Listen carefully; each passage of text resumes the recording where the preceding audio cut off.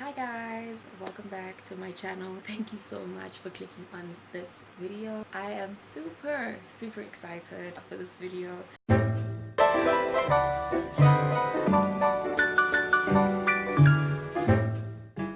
you're new here, I'm Nonku Ep1. I'm a master's candidate, a master's in public international law to be specific, and I create law content, vlogs, varsity related content, and a little bit of music.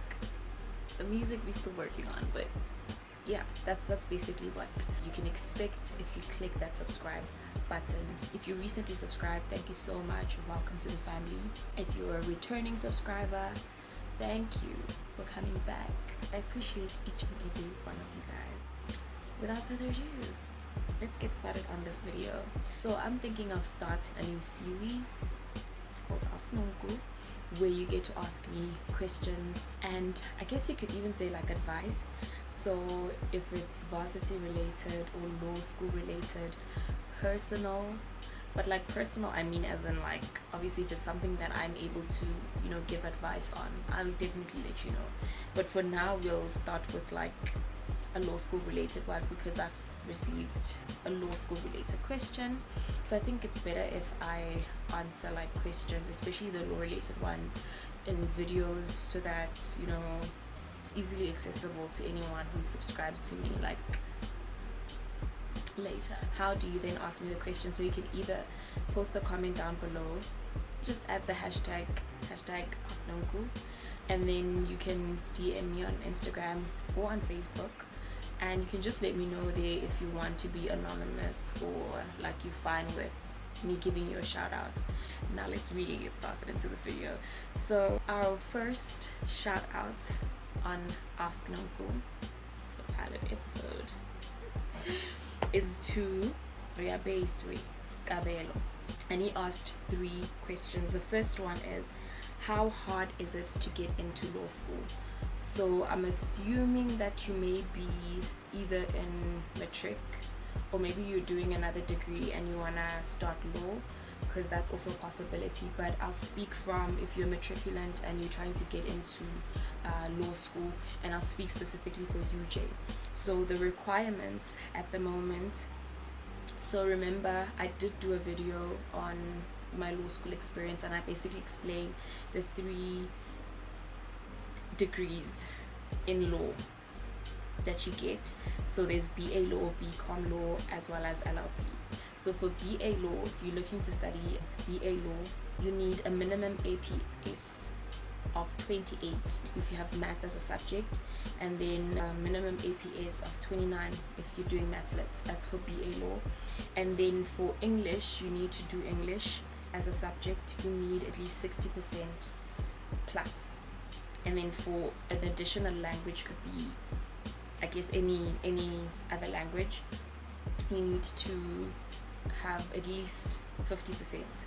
And then for maths you need at least 40%, and maths lit at least 50%. Then for BCom law you need 28%, and you can only take BCom law if you're doing maths. So you can't take BCom law, or you can't choose BCom law if you're doing maths literacy. And then in terms of the requirements, English you need at least 60%, an additional language 50%, and then for maths you need at least 50%.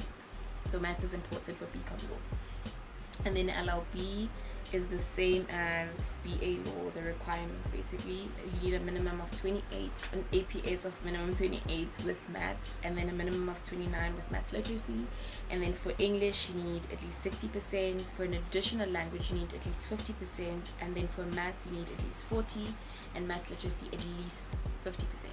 Right, and then if you're wondering how do you calculate APS, I'm just making sure in case you don't know how to calculate APS. Basically, if you've gotten or you look at the percentage on your report card from 0 to 29%, that is equal, that's 1. From 30 to 39%, that counts as 2. 40 to 49, 3. 50 to 59 is 4, 60 to 69 is 5, 70 to 79 is 6, and then 80 to 100% is 7. So then all of your subjects except for LO. So life orientation, you do not count that when you calculate your APS. Now, I am going to need you to listen to me very carefully. If you're in your grade 11, if you're in your matric, and you're just looking to apply to university in general, when it comes to the APS, you guys, it's quite hard. I will say that it's quite hard to get in, because you may even meet the minimum requirements. Let's say you get 61% for English, 51% for an additional language, and then 41% for maths, or if you're doing maths, it's usually 51 or 50. Even if you meet these requirements, you have thousands and thousands of other matriculants who are applying at UJ or who are applying at universities. So the competition is definitely very high. So you want to ensure that you really, you score really good marks. So you need to really work hard to get your percentage up, your APS score really high. So if you don't know how I got into law school, like, it was literally like I made it by slim margin. I met the minimum requirements, but my APS was really low compared to the average of, like, basically who they were accepting. Aim as high as you possibly can, and apply anyway. I'm not going to tell you that, okay, fine, if your AP is low, don't apply. Because if I hadn't applied back then, like, I wouldn't have had that chance. Basically, ensure that your marks are really, you work on those marks. If you are interested in BCom law, you need to be doing maths. So if you're in your grade 9, your grade 10, and you're thinking about studying law, maybe think about taking maths as well. And I know that it's a challenge, but that's the reality, is that when you get to the stage where you need to be applying, certain qualifications require specific subjects or certain subjects. So that is really crucial. And so yeah, I was placed on the waiting list. And it's not nice, guys. It's not nice. Like, I spent a whole week, every single day I went to UJ, and they were telling me that there's no space. And so what happens is that they basically accept, for example, people who have an APS of like 38 and above. And then once those people have made their selection, or those students have made their selections, that okay, fine, they're probably not even going to go to UJ, then they're going to start looking at, okay, fine, who's on the waiting list. And if your APS score or your APS is low, like, the chances of you getting accepted are really low. And that was back in 2015. So you can imagine now, and this year, 2020, the acceptance, like the APS was really high, like, of the people that were being accepted. And I think it was higher than my year as well.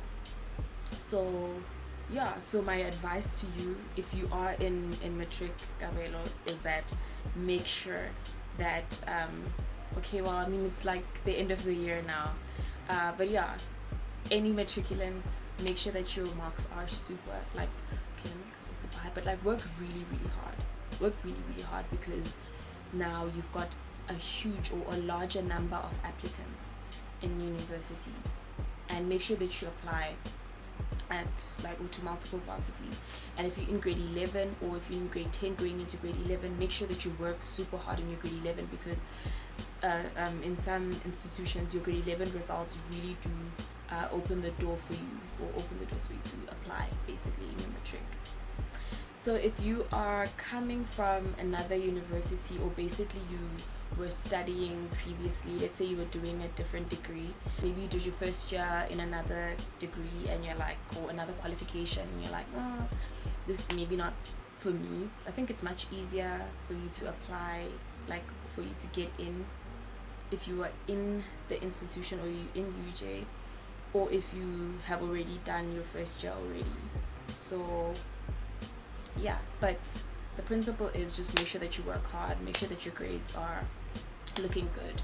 Speaking from a person who came into UJ or who came into law school with average grades, and once you're in there, man, like honestly, just like push yourself. Like, and I am a testament of the fact that, you know, what you're getting with doesn't really determine how well you do.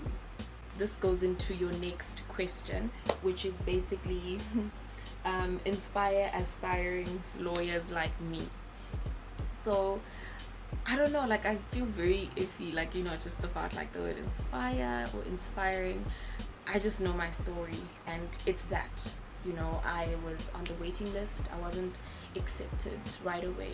I was on the waiting list, and yeah, I spent the whole entire week, every single day, going to UJ, and I was told, go home because there's no space.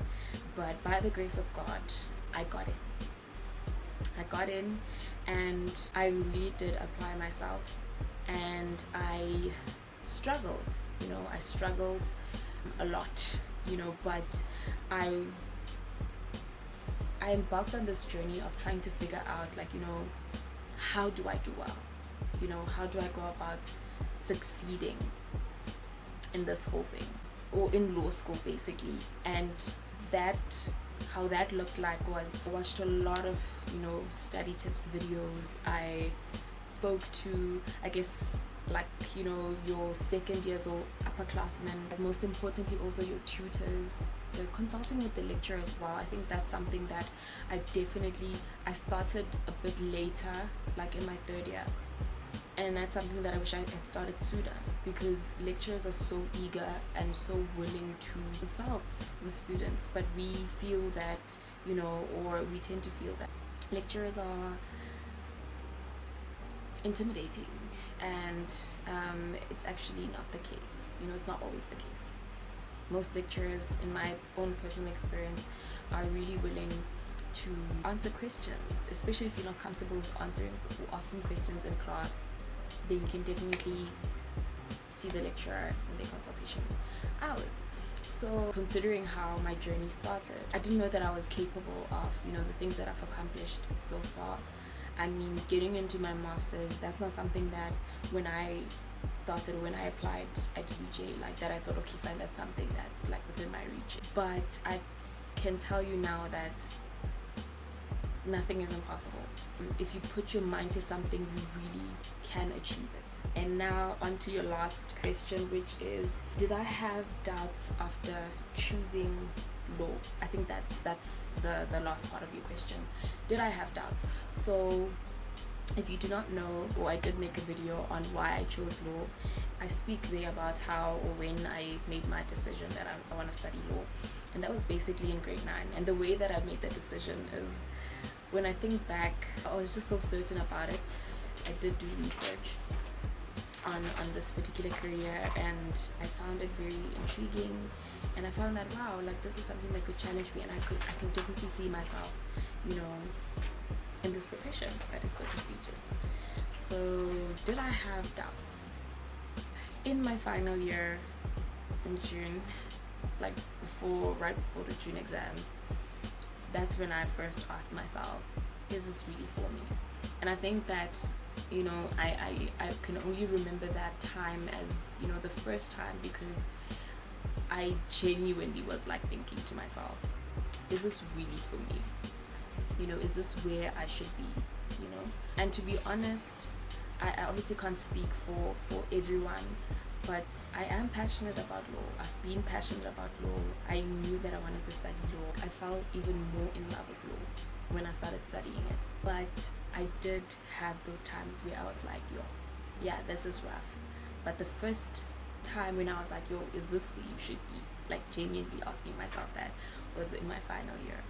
And I'd like to think that a good majority of us students ask ourselves that question, because it is a struggle. You know, studying, being a student, being in law school is stressful.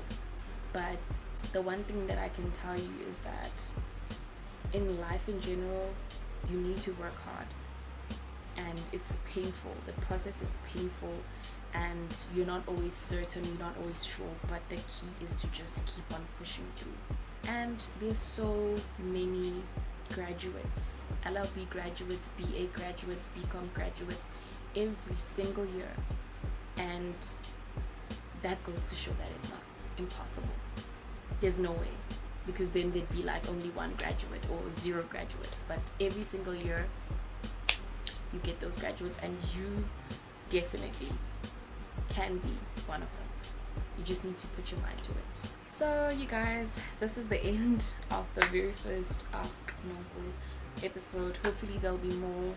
Make sure that you send me those questions, and I think I'll just continue with this format in addressing questions that I've gotten in the comments. I am excited. I would really like for the series to continue, but it cannot without your questions. So let me know what you guys thought of it, and Kabelo, also let me know if I answered your question. And again, shout out to you for the question. We've reached the end of the video, and I will see you guys in the next one. Bye.